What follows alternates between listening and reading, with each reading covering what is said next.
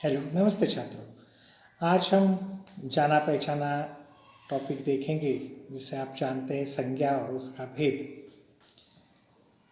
संज्ञा और उसके भेद यह टॉपिक जो है आप 5वीं कक्षा से लेकर आज तक आपको मालूम है 8वीं 9वीं और 10वीं कक्षा के लिए भी अब उतना ही महत्वपूर्ण है जितना पहले महत्वपूर्ण था। पहली कक्षाओं में महत्वपूर्ण था।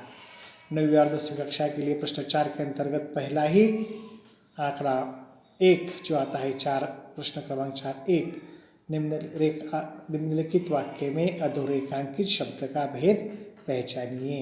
और जो अधोरेखित किया हुआ शब्द है वो संज्ञा है, सर्वनाम है या विशेषण है, यह हमें पहचानना होता है और उसके लिए हमें 1 अंक मिल जाता है। तो संज्ञा क्या है आपको सबको मालूम है। किसी व्यक्ति, किसी चीज़, वस्तु, पदार्थ है ना का जो रखा हुआ नाम होता है उसे हम क्या कहते हैं, संज्ञा कहते हैं आमतौर पर। और इस संज्ञा के कुछ भेद होते हैं। उन भेदों के बारे में आज हम इस वीडियो के माध्यम से जानकारी लेंगे कि संज्ञा के कौन से भेद होते हैं, वो भेद हम किस प्रकार पहचानेंगे। अगर यह वीडियो आप ध्यान से देखेंगे तो आपको इसके बारे में जानकारी होगी और कोई दिक्कत, उसका भेद पहचानने में कोई ही दिक्कत नहीं आएगी।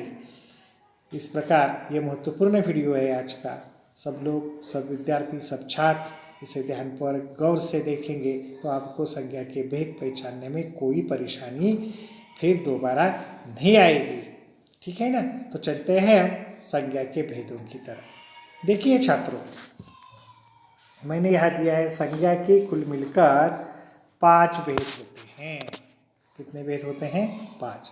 व्यक्तिवाचक संज्ञा, 2 जातिवाचक संज्ञा और 3 भाववाचक संज्ञा, 4 द्रव्यवाचक संज्ञा और 5 समूहवाचक संज्ञा। यह इस प्रकार संज्ञा के भेद हैं। तो पहले हम जानते हैं 2 भेद, व्यक्तिवाचक संज्ञा और जातिवाचक संज्ञा क्या है यह हम पहले समझेंगे। तो एक ही जगह पर मैंने यह संज्ञा के नाम लिखे हैं, व्यक्तिवाचक संज्ञा और जातिवाचक संज्ञा, है ना। तो कुछ उदाहरण मैंने यहाँ आपको समझाने के लिए दिए हैं। तो देखिए, व्यक्तिवाचक संज्ञा के अंतर्गत जो पहला उदाहरण दिया है मैंने, हिमालय बहुत बड़ा है। जातिवाचक संज्ञा का वही वाक्य मैंने कुछ बदल करके दिया है, पर्वत बहुत बड़ा है। दूसरा आंकड़ा है पुणे की आबादी बढ़ रही। जातिवाचक संज्ञा के अंतर्गत शहर की आबादी बढ़ रही है। तीसरा उदाहरण, गुलाब में महक होती है। जातिवाचक संज्ञा के अंतर्गत फूल में महक होती है। ठीक है छात्रों, हिमालय, पहले वाक्य के अंदर हिमालय बहुत बड़ा है।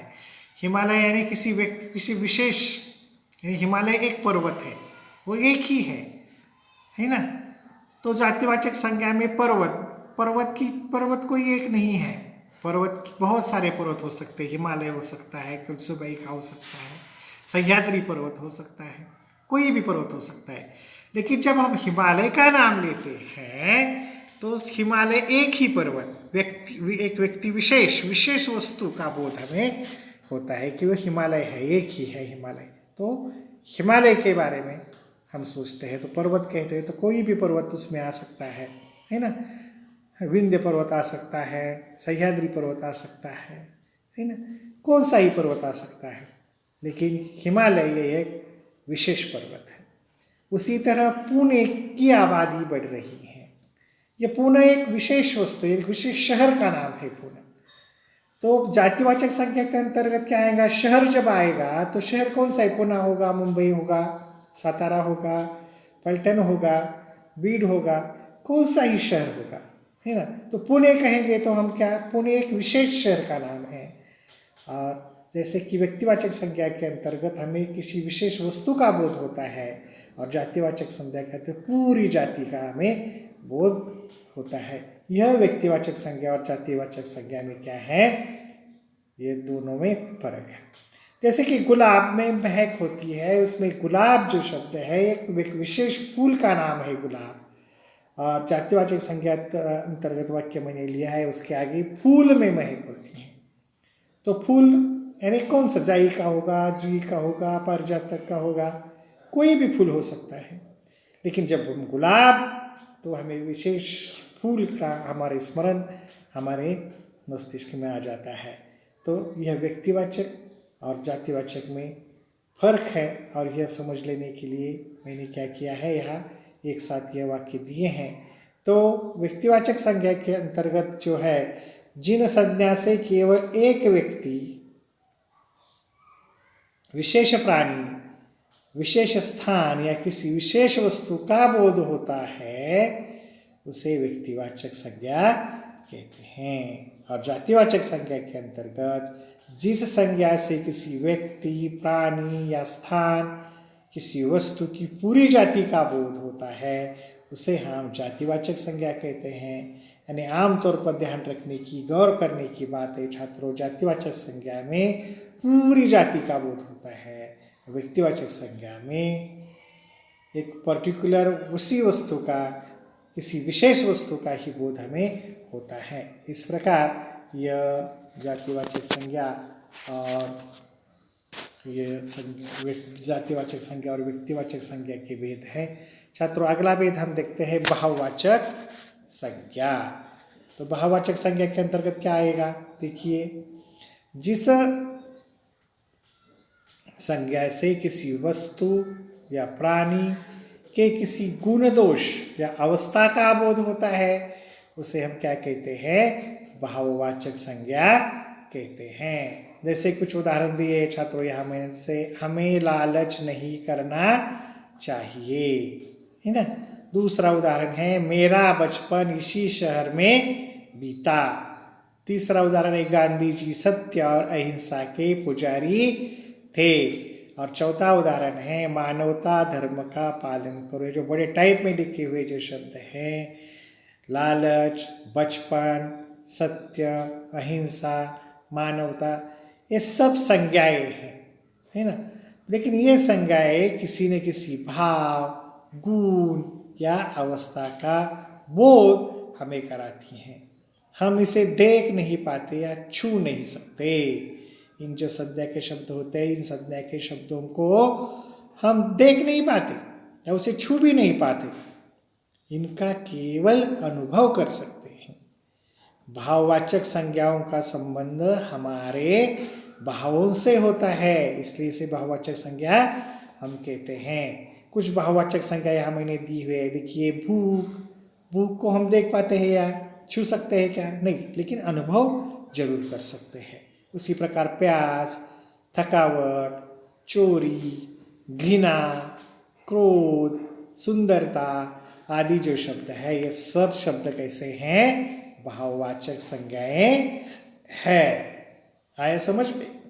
तो चौथा प्रकार जो होता है वो है द्रव्यवाचक संज्ञा। जिस संज्ञा से किसी पदार्थ या धातु का बोध हो, उन्हें हम द्रव्यवाचक संज्ञा कहते हैं। द्रव्य का मतलब पदार्थ या धातु, है ना। जैसे कि यहाँ कुछ उदाहरण दिए, देखो छात्रों, पहला उदाहरण है, लोहा काला होता है। दूसरा उदाहरण है, आजकल सोना महंगा हो गया है।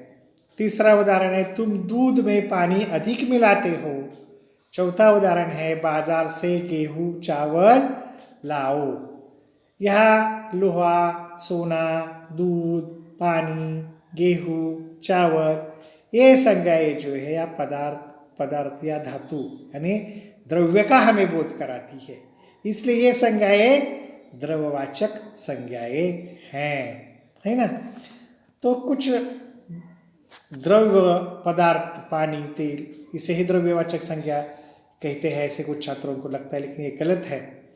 जो द्रव्य के अंतर्गत धातु आते हैं, रत्न आते हैं, खाद्य पदार्थ आते हैं, अनाज आता है, उसके साथ साथ द्रव्य पदार्थ भी आते हैं। यह ध्यान में रखने की, गौर करने की बात है छात्रों। तो कुछ द्रव्यवाचक संज्ञाएं यहाँ नीचे दी हुई हैं, ये भी ध्यान में रखिए छात्रों। धातु के अंतर्गत सोना आएगा, चांदी, तांबा, पीतल, लोहा आदि नाम आएंगे। रत्नों के अंतर्गत हीरा, मोती, माणिक, है ना, चांदी। धातु के अंतर्गत आ गई तो हीरा, मोती, माणिक ये रत्न है। खाद्य पदार्थ जैसे कि मिठाई, हलवा, लड्डू, शक्कर, चाय, है ना, आदि पदार्थ। अनाज में गेहूँ, चावल, बाजरा, धना, दाल, आटा, ज्वार आदि। और द्रव्य पदार्थ के अंतर्गत दूध, पानी, तेल, दही, घी आदि शब्द आते हैं। ये सब क्या है? द्रव्यवाचक संज्ञाएं हैं, है ना। हमने व्यक्तिवाचक संज्ञा, जातिवाचक संज्ञा, भाववाचक संज्ञा और एक चौथी द्रव्यवाचक संज्ञा के बारे में छात्रों हमने यहाँ कुछ जानकारी ली है। अंतिम संज्ञा है छात्रों, अंतिम प्रकार है वो है समूहवाचक संज्ञा। जिस संज्ञा से किसी एक ही जाति के व्यक्तियों, किसी एक ही जाति के व्यक्तियों, प्राणियों या वस्तुओं के समूह का बोध होता है।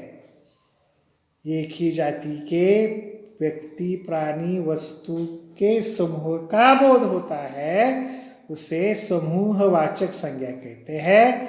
जैसे कि यहाँ कुछ उदाहरण दिए हैं। पहला वाक्य, हमारा दल जीत गया। दूसरा उदाहरण, मैंने हिरणों का झुंड देखा। तीसरा उदाहरण है, चाबियों का गुच्छा मेज पर पड़ा है। तो ये जो दल है, एक व्यक्ति का दल होता है या बिल्कुल नहीं होता। झुंड, एक हिरण का झुंड है ऐसा हम कह सकते ही नहीं। हिरण का झुंड है नहीं, बहुत सारे हिरण वहाँ हैं। जैसे कि गुच्छा, चाबियों का गुच्छा, एक चाबी का गुच्छा नहीं हो सकता।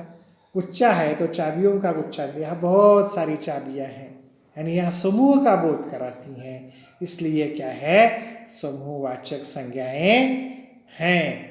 जैसे कि अन्य कुछ संज्ञाएं समूहवाचक है, भीड़, मेला, कक्षा, समिति, झुंड जो आदि हैं। एक व्यक्ति की भीड़ हो सकती है या नहीं? भीड़ है यानी वहाँ मराठी में गर्दी में कहते हैं, है ना। मेला मराठी में जत्रा, है ना। कक्षा, कक्षा में एक विद्यार्थी छात्र नहीं होता, बहुत सारे विद्यार्थी होती है, सब मिलकर कक्षा होती हैं, है ना। अनेक लोगों की मिलकर भीड़ होती है। मेले में बहुत सारे लोग इकट्ठा हुए होते हैं, यानी ये समूह को बोध कराती। इसलिए ये संज्ञाएं कैसी हैं? समूहवाचक संज्ञाएं हैं। तो इस तरह हमने व्यक्तिवाचक संज्ञा, जातिवाचक संज्ञा, भाववाचक संज्ञा, द्रव्यवाचक संज्ञा और समूहवाचक संज्ञा, इस तरह इन संज्ञा के 5 भेदों का भेद जो है उसकी सविस्तर जानकारी हमने इस वीडियो के माध्यम से ली है। आशा है आपको ये समझ में आया होगा। कोई प्रश्न है आपके मन में, सवाल है तो आप मुझे ज़रूर फ़ोन कर सकते हैं, है ना। ठीक है, मिलते हैं अगले वीडियो में। तब तक नमस्ते छात्रों।